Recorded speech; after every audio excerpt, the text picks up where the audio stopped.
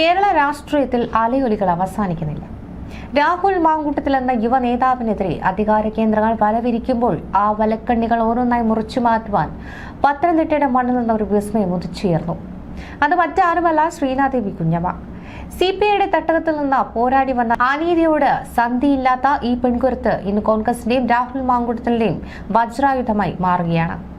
രാഹുലിനെതിരെ ഉയർന്ന ഓരോ ആരോപണത്തെ നെഞ്ചുപിരിച്ചു നേരിടുന്ന ശ്രീനാദേവിക്ക് പിന്തുണയുമായി രാഹുൽ ഈശ്വറും അഡ്വക്കേറ്റ് ദീപ ജോസഫും എത്തുമ്പോൾ കേരള രാഷ്ട്രീയം പുതിയൊരു ചരിത്രത്തിന് സാക്ഷ്യം വഹിക്കുകയാണ്. രാഹുൽ മാങ്കൂട്ടത്തിനെതിരെയുള്ള ബലാത്സംഗ ആരോപണങ്ങളും അറസ്റ്റും രാഷ്ട്രീയ കേരളത്തെ പിടിച്ചുലച്ചപ്പോൾ സ്വന്തം പാർട്ടിക്കുള്ളിലെ ചരടുപൊലികളെ പോലും ഭയപ്പെടാതെ രാഹുലിന് കാവലായത് ശ്രീനാദേവിയാണ്. അതിജീവിതന് മനക്കരുത്തുണ്ടാകട്ടെ എന്ന വാക്കുകളോടെ രാഹുലിനെ അതിജീവിതൻ എന്ന് വിശേഷിപ്പിച്ച് അവർ നടത്തിയ ഫേസ്ബുക്ക് ലൈവ് ഭരണകൂടത്തിന്റെ കണ്ണ് തുറപ്പിക്കുന്നതായിരുന്നു. രാഹുൽ കുറ്റക്കാരനാണെന്ന് കോടതി പറയുന്നത് വരെ അദ്ദേഹത്തെ ക്രൂശിക്കുവാൻ അനുവദിക്കില്ല എന്ന ഉറച്ച നിലപാടിലായിരുന്നു ശ്രീനാദേവി. വെറുമൊരു പിന്തുണ മാത്രമല്ല, പരാതിക്കാരിയുടെ വിശ്വാസ്യതയെ പോലും ചോദ്യം ചെയ്തുകൊണ്ട് അവർ നടത്തിയ ഇടപെടൽ രാഷ്ട്രീയ കേരളത്തെ ഞെട്ടിച്ചു. ഇതിന്റെ പേരിൽ DCC വിശദീകരണം തേടിയപ്പോഴും സൈബർ ആക്രമണങ്ങൾ ഉണ്ടായപ്പോഴും ശ്രീനാദേവി കുലുങ്ങിയില്ല. ഈ ആർജവമാണ് അവരെ മറ്റുള്ളവരിൽ നിന്ന് വ്യത്യസ്തയാക്കുന്നത്. ഈ പോരാട്ട വീര്യം ശ്രീനാദേവിക്ക് പുത്തരിയല്ല. CPIയുടെയും AIYFന്റെയും സംസ്ഥാന നേതൃത്വത്തിൽ നിന്ന് അവർ പാർട്ടിയിലെ ജീർണതകൾക്കെതിരെ ശബ്ദമുയർത്തതിന് പുറത്താക്കപ്പെട്ട ജീവിക്കുന്ന രക്തസാക്ഷിയാണ്. പത്തനംതിട്ട ജില്ലാ പഞ്ചായത്ത് പ്രസിഡന്റ് സ്ഥാനം വാഗ്ദാനം ചെയ്തിട്ടും ആത്മാഭിമാനം പണയപ്പെടുത്തുവാൻ അവർ തയ്യാറായില്ല. തുടർന്ന് കോൺഗ്രസിൽ ചേർന്ന അവർ 2025 ഡിസംബറിലെ തദ്ദേശ തെരഞ്ഞെടുപ്പിൽ പള്ളിക്കൽ ഡിവിഷനിൽ നിന്ന് റീകൌണ്ടിങ്ങിലൂടെ ഉജ്ജ്വല വിജയം നേടി മറുപടി നൽകി.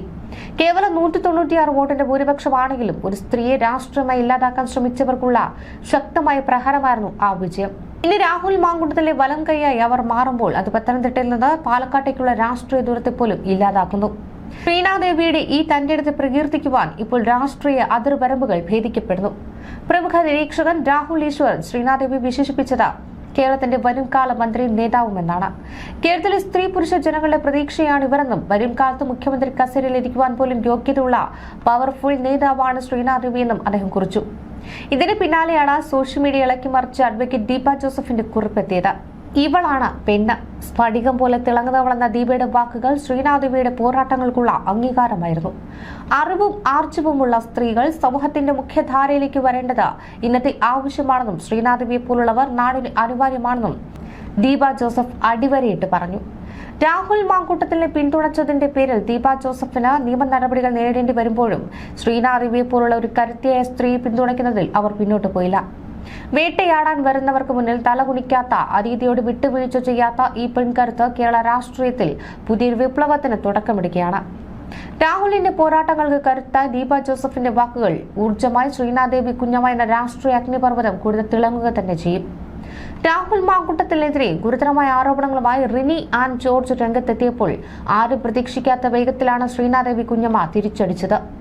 രാഹുലിനെ കുടുക്കുവാൻ നടത്തുന്ന തിരക്കഥകളെ പച്ചയെ തുറന്നു കാട്ടിയ ശ്രീനാദേവി റിനി ആനിന്റെ വാദങ്ങളിലെ പൊള്ളത്തരം ജനമധ്യത്തിൽ വെളിപ്പെടുത്തി. രാഹുലിനെ ക്രൂശിക്കാൻ അനുവദിക്കില്ല എന്ന ഉറച്ച നിലപാടിൽ നിന്നുകൊണ്ട് ആരോപണങ്ങളുടെ പിന്നിലെ രാഷ്ട്രീയ അജണ്ടകളെ അവർ ചോദ്യം ചെയ്തു. വെറുമൊരു പിന്തുണ മാത്രമല്ല, ആരോപണങ്ങളുടെ വിശ്വാസ്യതയെ തന്നെ അടിച്ചുടച്ചുകൊണ്ട് ശ്രീനാദേവി നടത്തിയ ഇടപെടൽ റിനിയാനിനെ പോലും പ്രതിരോധത്തിലാക്കി. ഈ തന്റെയിടമാണ് ശ്രീനാദേവി എന്ന നേതാവിനെ കോൺഗ്രസ് പ്രവർത്തകർക്കിടയിൽ പ്രിയങ്കരിയാക്കിയത്. ദീപ ജോസഫിന്റെ വാക്കുകൾ പോലെ സ്ഫടികം പോലെ തിളങ്ങുന്ന ഈ പെൺകരുത്ത് വരും കാല കേരളത്തിന്റെ അവിഭാജ്യ ഘടകമായിരിക്കും.